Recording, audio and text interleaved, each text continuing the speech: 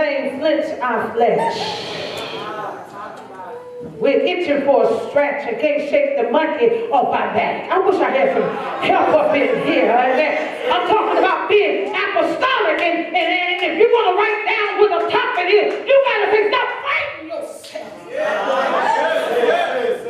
I want a tailor-made closet to wear. You know, I got shoe boxes. You all start shouting.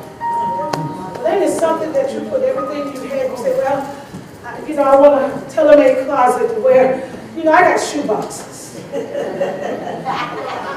want that new house. I got to have some shoes. I want the built-in shoe case.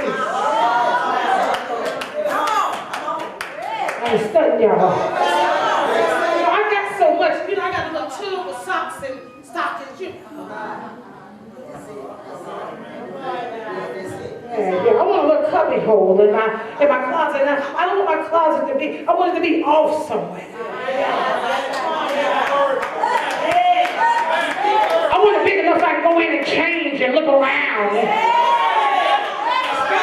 But ain't it something that when you build that tailor-made house,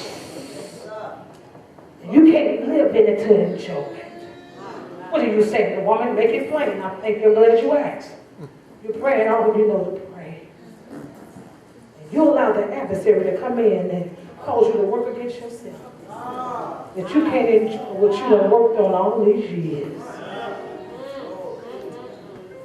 There's something to build a house and don't have no vision about how it's going to be on the outcome. And there's something when somebody says, well, I'm going to build you the house you want. I don't know. You got to watch them folks.